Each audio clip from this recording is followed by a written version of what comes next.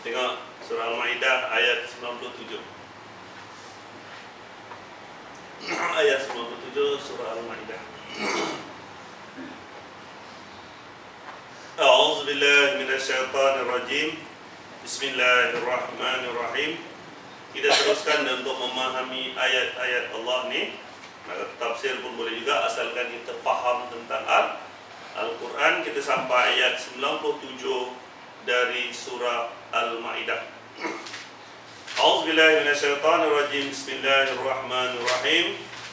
Ja'alallahu al-Ka'batal Baitul Haram qiyaman lin-nasi wa shahrul haram wal hadya wal qala'id. Allah telah menjadikan Ka'bah rumah suci sebagai pusat peribadatan manusia dan bulan-bulan suci, hadiah dan qalaid, supaya kamu tahu bahawa sesungguhnya Allah mengetahui apa yang ada di langit dan apa yang ada di bumi, dan bahawa sesungguhnya Allah mengetahui segala okay. Allah telah menjadikan Ka'bah, Baitul Haram. Ka'bah memang Allah redha, disebut sebagai Baitul Haram, rumah suci. Tengok, nak diterangkan tentang perkataan Baitul Haram, rumah suci ini. Ada orang yang mentafsirkan bahawa rumah suci ini sebagai tempat keramat, doa mustajab dan sebagainya.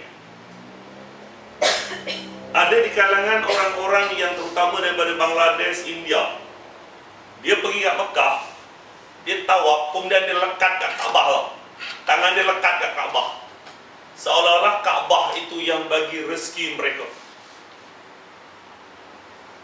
Dia anggap Kaabah itu sebagai tempat keramat. Ada orang-orang Malaysia sendiri yang jahil, dia bawa kismis masa tawaf. Dia balik kasih makan anak, dia kata anak boleh pandai. Ada yang lebih teruk seperti orang-orang Indonesia. Di kawasan masjid itu ada tiang warna ungu, di peluk belakang untuk ambil tuyul. Benda-benda kurafat. Ada yang orang dulu, kain Kaabah, kelambu Kaabah itu digunting. Pada tahun 94 saya pergi Kaabah, kelambu sampai bawah, orang gunting buat tangkal Kaabah, buat niaga dan sebagainya. Pada beberapa tahun yang lepas, jemaah di Malaysia tidak dibenarkan masuk ke kawasan membuat kelambu Kaabah. Kilang membuat kelambu Kaabah dari kilang dia dekat Mekah. Orang Malaysia tak dibenarkan sebab orang Malaysia sebagiannya suka curi tu benang-benang emas, kain-kain Kaabah yang dibuatkan tangkal. Ada yang menganggap tempat itu suci, yang dikatakan sebagai Baitul Haram, rumah suci ini, dia anggap tempat itu tempat mustajab untuk berdoa. Ini pun sama, dia sekutukan Allah dengan tempat, dia sekutukan Allah dengan Kaabah. Faham? Yang dimaksudkan oleh Allah sebagai Kaabah itu sebagai Baitul Haram, rumah suci, bukanlah sebagai rumah keramat, tetapi suci dari kurafat. Jangan awak nak sekutukan Kaabah dengan yang lain-lain. Jangan awak nak sekutukan Allah dengan Kaabah. Jangan sekutukan Allah dengan perigi Zamzam, multazam dan sebagainya. Ketahuilah kamu bahawa orang India, orang-orang Cina yang tak pernah pergi ke Mekah pun, tak kasih makan kismis keliling Kaabah pun, ramai yang berjaya jadi lawyer, jadi engineer dan sebagainya.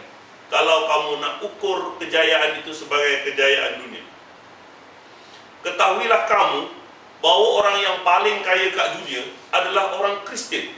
Tak pernah pun simpan kelambu Kaabah untuk tangkal. Orang yang paling kaya dekat Malaysia adalah orang Buddha. Orang yang nombor 2 kaya dekat Malaysia adalah orang Hindu. Tak pernah pun jejak ke Kaabah. Tetapi Allah melapangkan rezeki kepada siapa yang dikehendakinya. Kepercayaan bahawa doa di multazam itu mustajab perlu ditinggalkan kerana hampir dengan syirik. Ketika Kaabah itu roboh, banyak kali Kaabah roboh kerana banjir, termasuklah ketika Rasulullah berumur 25 tahun, batu-batu yang buat merepair Kaabah itu bukan datang dari syurga, tetapi batu-batu itu datang daripada kanan kiri Mekah sendiri. Kelambu Kaabah kain sutra itu bukan dari sutra syurga, tetapi kain sutra Kaabah itu datang daripada China. Ketahuilah kain sutra itu berasal dari tai ulat. Faham?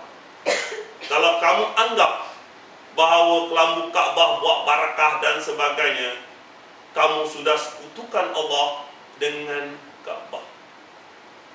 Faham? Awak boleh berdoa di sini.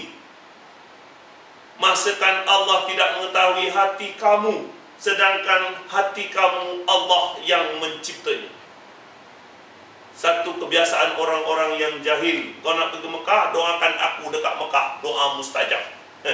Mustajab tak mustajab terserah kepada Allah, bukan kerana tempat. Akidah awak nak jaga. Akidah kamu nak jaga. Ada orang kepercayaan ni, terutama bomoh-bomoh ni, perubatan Islam, padahal munafik ni kerja dekat Malaysia. Dia kata minum air zam-zam boleh hilangkan sihir dan sebagainya. Pembohong. Air zam-zam masih lagi tetap air. Di Mekah kalau dia panas kering bulan 6, bulan 7, bulan 8 itu bagus untuk minum air banyak-banyak. Sebab air zam-zam masih tetap air. Kalau diminum banyak, hilangkan haus, segar dan sebagainya. Dia banyak mineral, tapi tak melebihi daripada itu. Air zam-zam tidak boleh membuka hidayah. Ketahuilah kamu bahawa Abu Jahal, Abu Lahab itu dah minum bergelin-gelin air zam-zam. Hidayah pun tak ada. Sebab hidayah datang bukan dari air, tetapi hidayah datang dari Allah. Awak mesti pegang. Jangan kamu main ikut je. Ni ustaz-ustaz Malaysia, ustaz-ustaz ubud dunia. Sebab apabila dia kata mustajab, apa mustajab? Mesti dunia. Aku doa nak kahwin, balik kahwin betul. Mustajab. Anak SPM 19A, oh dapat 5A, oh tak mustajab. Balik nak dapat kontrak 10 juta, oh tak dapat, oh tak mustajab. Cuba ikut apa yang diperintahkan oleh Allah. Ya Allah, ya Tuhanku, ampunilah dosaku. Awak tahu tak mustajab tak mustajab? Tak. Sebab penerimaan hanya pada Allah. Ihdinas siratal mustaqim. Ya Allah, tunjukkanlah aku jalan yang lurus. Tahu tak? Mustajab tak mustajab? Tidak. Ya Allah, ya Tuhanku, masukkanlah aku ke syurgamu, jauhkanlah aku daripada nerakamu. Tahu tak mustajab tak mustajab? Tidak. Kerana mustajab itu hanyalah orang-orang yang hanya memburu dunia maupun dunia saja. Ramai yang rasakan bahawa di makam Nabi ini juga tempat mustajab, pendusta. Kalau benar di makam Nabi itu mustajab, ramai yang jadi sultan balik, ramai yang balik tak nak mati dan sebagainya. Faham?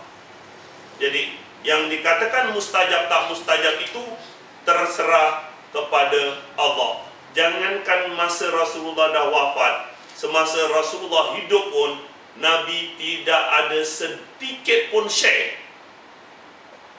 sama ada mengabulkan doa ataupun tidak. Awak tengok ayat 50 surah Al-An'am.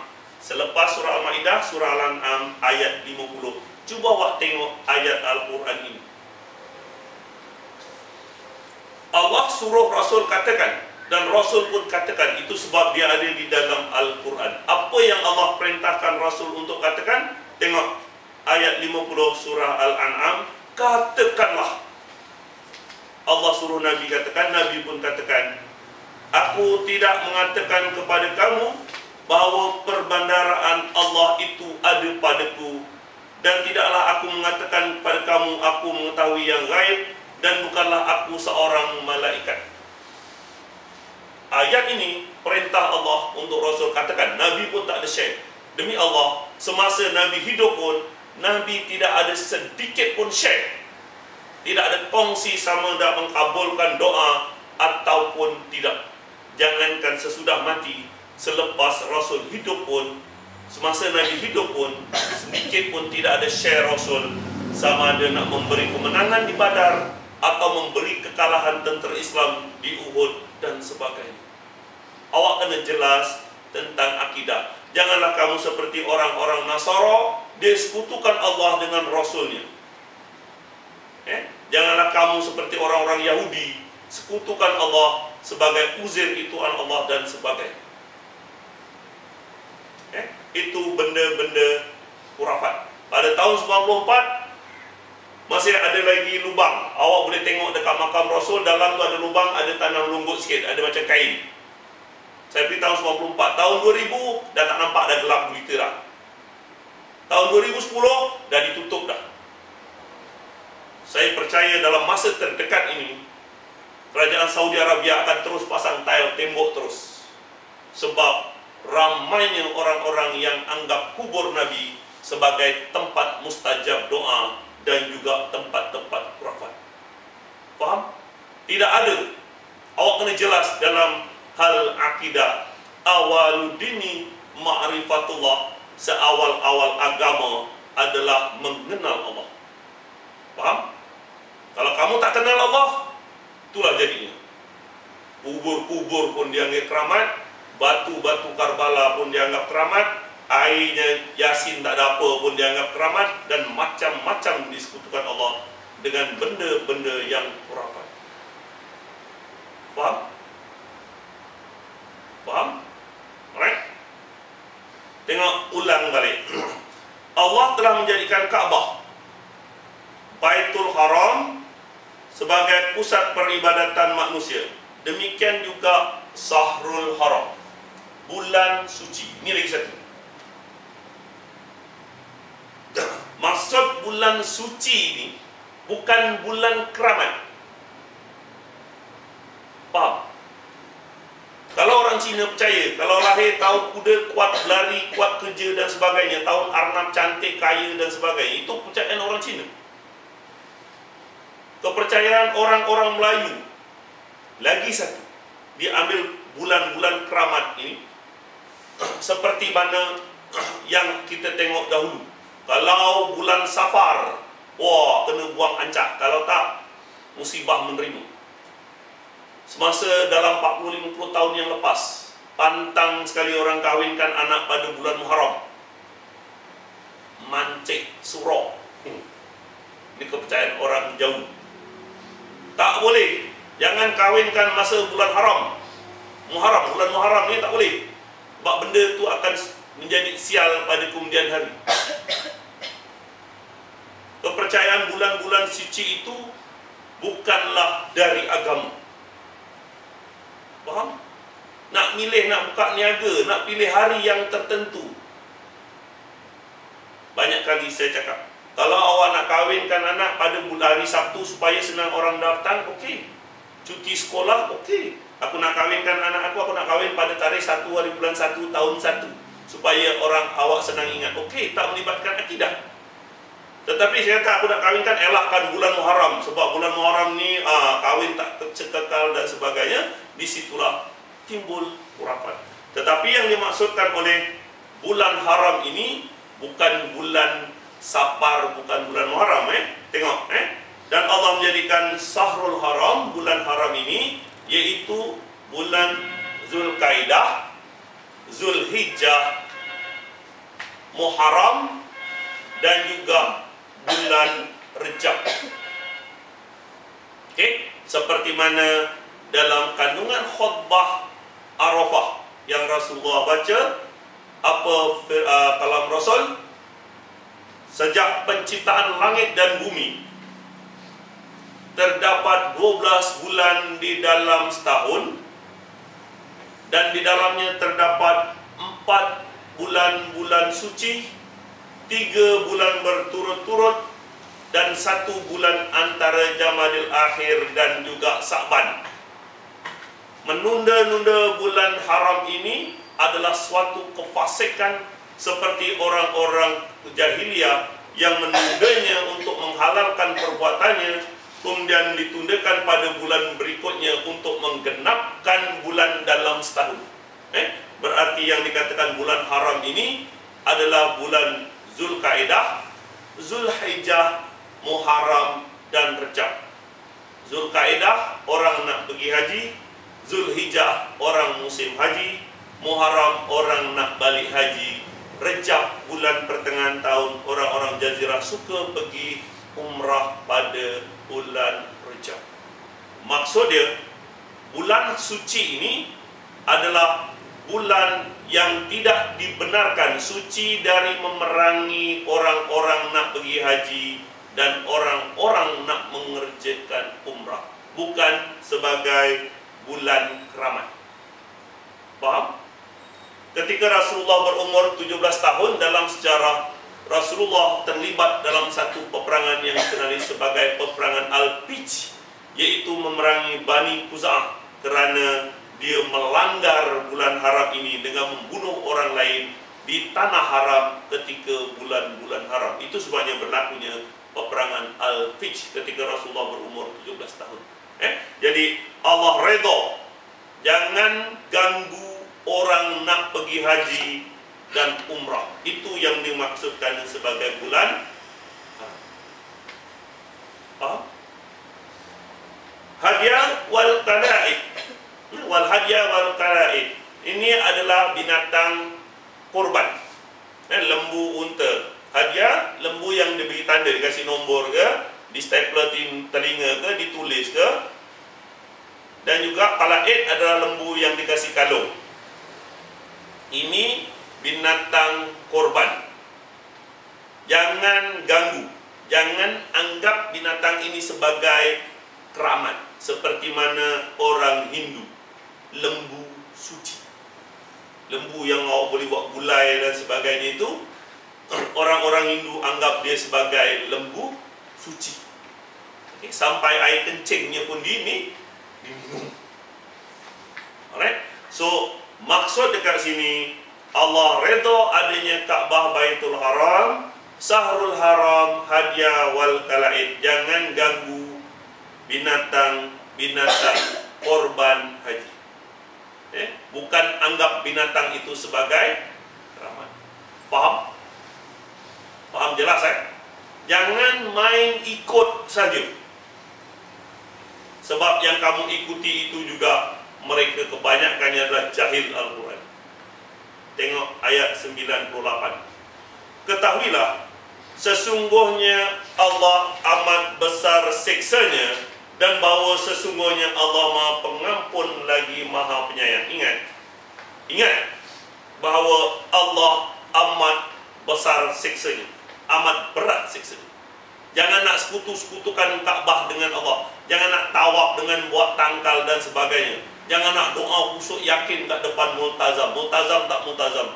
Rasulullah SAW berdoa untuk Abu Talib, sampai Abu Talib mati pun tak boleh masuk Islam. Depan multazam ke, belakang multazam ke, sebab mustajab tak mustajab terserah kepada Allah. InsyaAllah nanti kita akan mengulas doa-doa mustajab apabila sampai dalam surah Al-A'raf 55-56, Al-Baqarah 186 nanti. Okey, apa yang dikatakan mustajab dan sebagainya. Okey. Ingat bahawa sesungguhnya azab Allah amat berat. Jangan main-main ni. Jangan nak main-main ni. Dalam hal azab Allah ni jangan main-main dulu. Awak jangan main kat pinggir api neraka. Okey. Alright. Awak boleh berdoa di sini. Sebab Allah awak akidah mesti betul.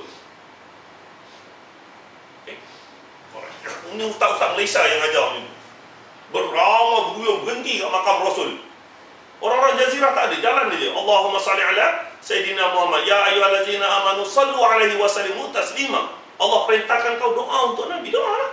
Allahumma salli ala Sayyidina Muhammad. Itu kan perintah daripada Allah. Yang awak tokok tambah yang bukan-bukan. Kalau awak katakan doa dekat situ lebih khusyuk, okey, tak salah. Doa masa sujud lebih khusyuk, okey. Doa antara dua khutbah khusyuk, okey. Tetapi bukan mustajab dan mustajab. Sebab mustajab tak mustajab, hak Allah. Awak mesti ingat, pegang mulai hari ini. Wa qalu inna lillahi wa inna ilaihi raji'un. Awak pegang kok. Tengok ayat 99. Kewajiban Rasul tidak lain hanyalah menyampaikan dan Allah mengetahui apa yang kamu lahirkan dan apa yang kamu sembunyikan. Demi Allah, Rasul sudah sampaikan. Kewajiban Nabi, sampaikan ayat Al-Quran ini. Dan hari ini saya menyambung kerja Rasul, menyampaikan kepada kamu ayat-ayat Allah. Itu kewajiban saya. Allah mengetahui apa yang kamu lahirkan. Kalau awak masih lagi tetap, aku tak percaya dengan bos ni, ustaz kata mustajab, aku nak mustajab. Ingat bahawa Allah mengetahui hati kamu. Baik. Awak masih lagi tak percaya Al-Quran, suka hati awak. Demi Allah, telah aku sampaikan ayat Al-Quran ini kepada kamu, seperti mana menyambung kerja Rasul. Kewajiban Rasul tidak lain hanyalah menyampaikan. Hidayah datang dari Allah. Saya tak boleh buka hidayah, Rasul pun tak boleh buka hidayah Abu Talib. Ketahuilah oleh kamu. Faham mengenai akidah. Ini mengenai akidah tauhid rububiyah. Ini yang dikatakan tauhid rububiyah. Okay? Katakanlah, tidak sama yang buruk dengan yang baik, meskipun banyaknya yang buruk itu menarik hati kamu. Senang kan? Doa kat sana mustajab, pakai air mustajab, baca Yasin 100 kali, minum air mustajab. Senang kan beriman, tak payah baca Quran. Bawa aja air, unting malam Jumaat, taruh kat masjid, minum, beriman. Senang kan? Amboi. Hudal linnas wa bainatil minal huda wal furqan. Al-Quran. Kalau awak nak jadi beriman, awak nak dapat hidayah, awak rujuk Al-Quran. Bukan kamu cuma bawa botol, buka botol, tak tahu makna, minum botol. Dia kata barakah. Air Asmaul Husna, datang tak tahu ujung pangkal, taruh, buka, air masuk. Apa yang masuk? Barakah. Minum, telan. Amboi. Senangnya masuk surga Allah. Itu kan? Kalau benar air Asmaul Husna itu jadi kaya, air anugerah itu tak payah jual ke awak, baik dia simbah kat tempat niaga di sini.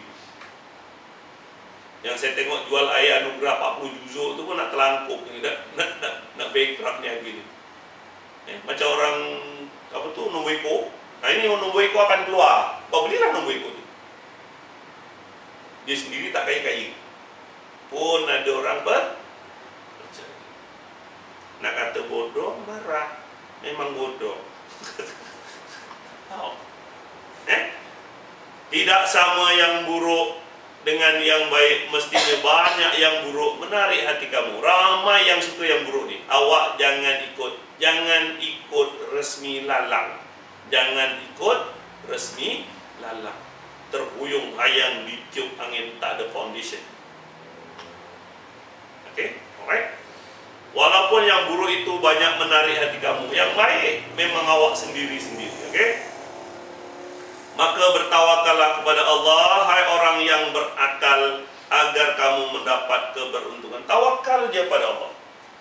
Awak tak gunakan akal ke? McDonald tu ada gantung wa mayatakillah. Ada tak? Tak ada kan? Kenapa boleh kaya seluruh dunia? Akal awak tak pakai. Kenapa tak gunakan akal awak? Orang kaya Cina, siapa tu? Robert Kwok, Ananda Krishnan, gantung tak Wamayat Takilah, pergi Kaabah tak? Sebab Allah melapangkan rezeki pada siapa yang dikehendaki. Gunakan akal kamu, fattaqullaha ya ulul albabil ladzina amanu. Gunakan akal kamu. Kalau awak tak gunakan akal, awak tak boleh beriman nanti. Supaya kamu fattaqullah, bertawakallah pada Allah. Ya ulul albab, wahai orang yang berakal, supaya kamu beriman. Kalau kamu tak gunakan akal, awak tak boleh beriman. Okey. Jangan main ikut saja. Tengok. Maka bertawakallah kepada Allah, wahai orang yang berakal, supaya kamu beruntung. Janji Allah. Gunakan akal kamu, bertawakal pada Allah, kamu akan untung. Jangan anggap harta itu menguntungkan. Berapa ramai harta banyak pun makin menyusahkan. Harta banyak pun tak dapat guna. Tengok je. Nak boleh makan daging pun tak boleh, gula pun tak boleh. Tengok je, sandar je dekat kursi roda. Terkebil-kebil. Berapa banyak harta, anak dan sebagainya. Bukannya menguntungkan, bahkan memberi mudarat kepada mereka. Gunakan akal kamu. Kita tengok ayat 101. Hai orang yang beriman, janganlah kamu menanyakan kepada Nabi kamu hal-hal yang jika diterangkan kepada kamu, nescaya menyusahkan kamu, dan jika kamu menanyakan di waktu Al-Quran itu sedang diturunkan, nescaya akan diterangkan kepada kamu.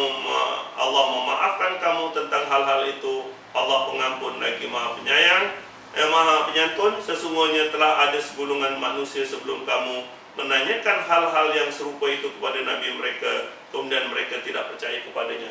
Kadang-kadang tanya yang bukan-bukan. Tunggu je apa peraturan dari Allah. Kadang-kadang tanya yang bukan-bukan, yang pelik-pelik. Tak perlu. Apa yang daripada Al-Quran cukup. Al-Kitab, zalikal kitabul la raiba fi, itu kitab tanpa keraguan, hudal lil muttaqin, petunjuk bagi orang yang bertakwa. Al-Quran saja. Hadis, sejarah, sirah, tafsir hanya supaya kamu memahamkan Al-Quran saja. Fa bi ayyi hadisin ba'dahu yu'minun. Kalau tak dengan Al-Quran, dengan kitab mana lagi kamu nak beriman? Berarti tak ada kitab lain yang boleh kamu beriman. Tunggu je apa daripada Al-Quran. Tengok ayat 103. Allah sekali-kali tidak pernah mensyariatkan adanya bahirah, saibah, wasilah dan ham. Akan tetapi orang kafir yang buat-buat dusta terhadap Allah, dan kebanyakan mereka tidak mengerti. Tengok, Allah tidak mensyariatkan adanya bahirah, saibah, wasilah dan ham. Oh, tahu tak bahirah, saibah, wasilah dan ham? Tahu tak? Tak tahu. Tengok, bahirah ini adalah unta yang beranak 5 kali. Ini kepercayaan orang-orang sebelum Nabi dulu. Sekarang lain pula. Kat Malaysia tak ada unta, dia buat air tangkal air sama je. Unta yang beranak 5 kali ni digunting telinganya, ting, belah telinga. Dia kata jangan ganggu unta ni. Kasih makan ke, jangan tunggang, jangan bajak, jangan ambil susunya, jangan sembelih. Barang siapa kasih makan dia, rezeki mewah-mewah dan sebagainya, dia akan keramat unta tu. Saibah, unta yang dibebaskan kerana melepaskan nazar. Aku kalau dapat 15A SPM, aku nak lepaskan satu saibah. Unta ni digunting, unta keramat. Wasilah, lembu yang kembar anak dia. Kalau anak dia jantan, perempuan tak boleh makan. Kalau makan kau tak ada jodoh lah, tak boleh gunting lah, benda-benda keramat. Kalau betina, okey, laki jantan boleh makan. Ham adalah unta yang guntingkan 10 ekor unta betina. Digunting. Binatang yang awak boleh makan ini dianggap sebagai keramat. Itu bukan syariat dari Allah. semuanya itu kerana orang yang kafir saja. Memang hanya orang kafir saja yang buat dusta terhadap Allah. Sama dengan air. Air diambil kat bawah belakang, masuk botol, baca Yasin, taruh atas. Tak boleh taruh bawah, langkah kan? Air Yasin mesti taruh atas. Siapa yang ajar? Iblis dia yang ajar. Padahal air yang banyak dekat tandas yang buat istinja, masa awak dekat tandas tu, air yang sama, bawa ke depan. Siapa yang ajar? Siapa yang ajar bawa air Yasin, air keramat? Air Asmaul Husna, sekarang dah macam-macam. Air Nisfu Sa'ban, air Ramadan, air Mauludi Rasul, air Yasin, air Yasin Mubin. Ini antuk Android baru ni. Tangkal baru. Ya, faham? Siapa kata? Siapa yang kata air Yasin mesti taruh atas? Siapa yang ajar? Apa yang masuk dalam air selepas awak baca 100 kali Yasin? Jawabnya, akan tetapi orang yang kafir saja. Orang yang kafir saja. Orang yang tak percaya. Orang yang tak baca Al-Quran. Afala yatadabbaruna Al-Quran. Dia baca Yasin tapi tak faham. Itu sebabnya dia anggap benda-benda ni keramat. Siapa kata minum air Yasin anak cemerlang? Berapa ramai orang India, Cina yang cemerlang dalam universiti, yang jadi doktor-doktor pakar bangsa dia. Lawyer orang India bukan. Minum air Yasin? Tidak kan? Tidak kan? Habis minum air Yasin jadi beriman, masuk syurga. Amboi. Dahsyatnya masyarakat kamu. Dahsyatnya masyarakat kamu. Kunci dia jahil akan tetapi orang-orang kafir yang buat dusta terhadap Allah, ini namanya saksi palsu. Saksi palsu. Inilah yang termasuk dalam 7 dosa besar. Dia bohong atas nama Allah. Allah berkahi ayat Yasin, ayat Allah berkahi wa mayattaqilah dan sebagainya, ayat tangkal dan sebagainya. Mereka dusta terhadap Allah. Saksi palsu termasuk 7 dosa besar. Awak jangan, okay? Dan kebanyakan mereka memang tidak mengerti. Perhatikanlah mereka yang bawa air itu, kerana mereka jahil tentang Al-Quran itu sendiri. Bila jahil Al-Quran, buka masa baca Yasin, dia kata barakahnya masuk. Kalau minum, barakahnya minum masuk. Kalau besok pagi kencing, barakahnya keluar. Kamu jangan termasuk dalam orang-orang yang jahil ini. Kamu jangan sekali-kali termasuk. Betulkan akidah kamu. Jangan sekali-kali kamu termasuk orang yang dusta terhadap Allah. Faham? Apabila dikatakan kepada mereka, marilah mengikuti apa yang diturunkan oleh Allah dan mengikuti Rasul, mereka menjawab, cukuplah untuk kami apa yang kami dapati bapak-bapak kami mengerjakannya. Apakah mereka akan mengikutinya nenek moyang mereka, walaupun nenek moyang mereka itu tidak mengetahui apa-apa pun dan tidaklah mendapat petunjuk. Ini penyakit. Apabila kita cakap jangan minum air Yasin, dia kata apa? Air Yasin ni daripada dulu lagi. Mufti-mufti dulu tak menghalang pun. Ni Wahabi mana ni nak suruh Quran ni? Beralih tak ikut. Ni ayat Asmaul Husna ni orang Arab tau yang bawa. Padahal Arab macam-macam Arab. Apabila jahil Al-Quran, asal Arab saja dipanggil. Betul, Al-Maulana, Al-Habibi, Al-Syekh, Al-Wali, Al-Kiai, Al-Santri. Padahal semuanya munafik, mengajar benda yang sesat, bertawakal pada air. jangan terpengaruh dengan serban sebesar tempayan. Jangan heran janggut sampai ke lutut. Perhatikan sama ada dia berjalan atas landasan Al-Quran dan Sunnah Rasul atau tidak. Sanggup bertegang erat. Dia kata, tak payah, aku ikut mak bapak aku dah. Bapak tahu, kau dulu sekolah masuk universiti ni, mak bapak kau kasih ayat Yasin.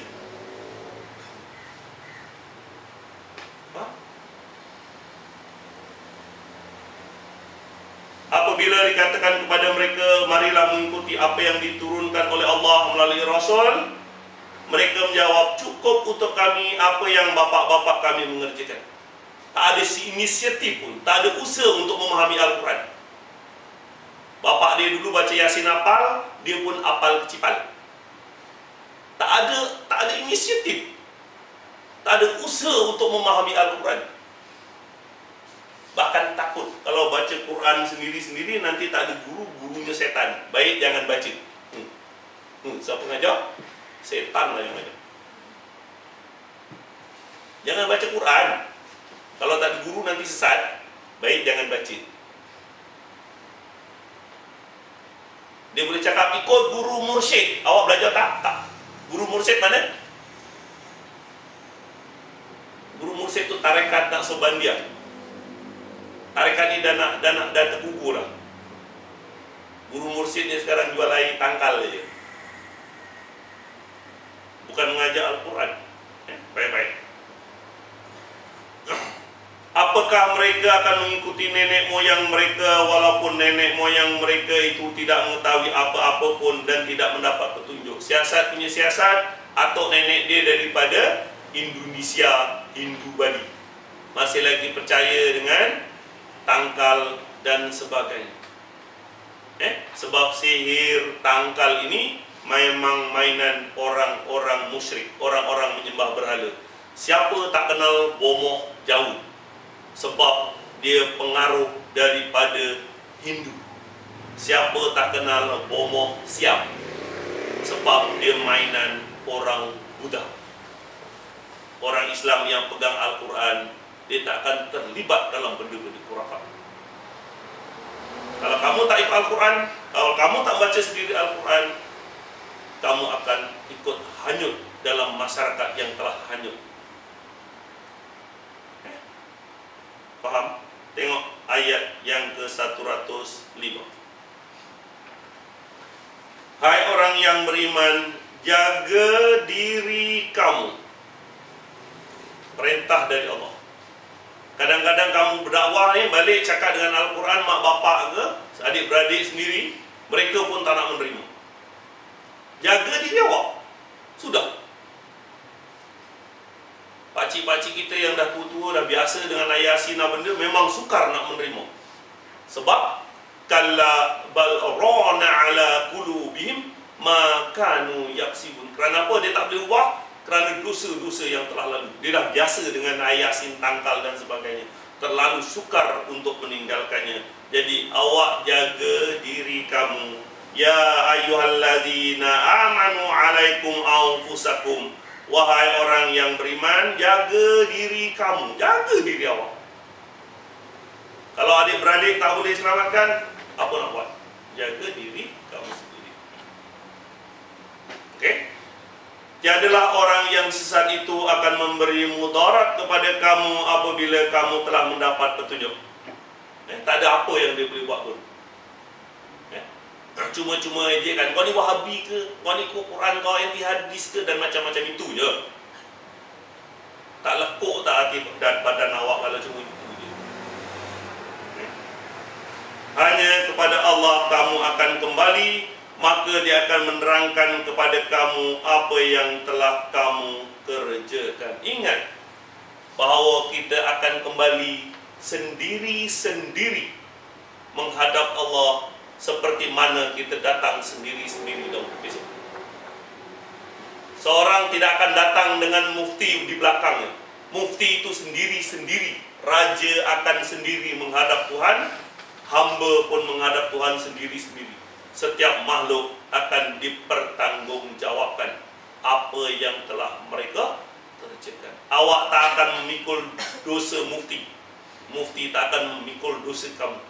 Masing-masing pikul dosa masing-masing. Ingat, jaga diri kamu.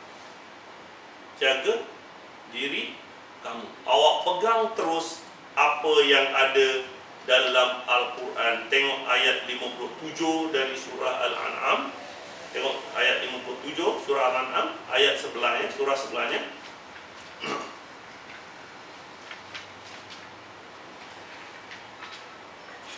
Qul inni ala bayyinatin min rabbi wa kazzabtum bih. Katakanlah, sesungguhnya aku berada pada hujah yang nyata, Al-Quran. Katakan bahawa doa mustajab tak mustajab itu terserah pada Allah, itu adalah daripada Al-Quran. Semuanya terserah pada Allah, itu dari Al-Quran. Kita pegang daripada Al-Quran, bukan Al-Hadis dia. Malaysia ni kalau Al-Hadis bukan main. Al-Quran tak dirujuk.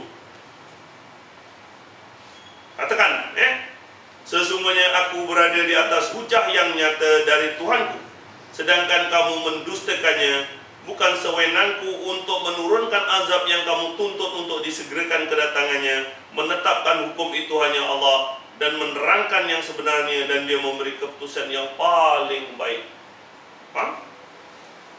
Kadang-kadang dia cakap, aku tak pernah sembahyang pun, tak okey pun, sehat walafiat pun, rezeki dapat pun banyak, tak ada azab pun, sehat, aku lebih kaya daripada orang yang sembahyang. Dia lupa bahawa wallazi qaddara fahada. Dunia ni memang ada kadar. Allah melapangkan, menyempitkan kepada siapa yang dikehendaki. Okey?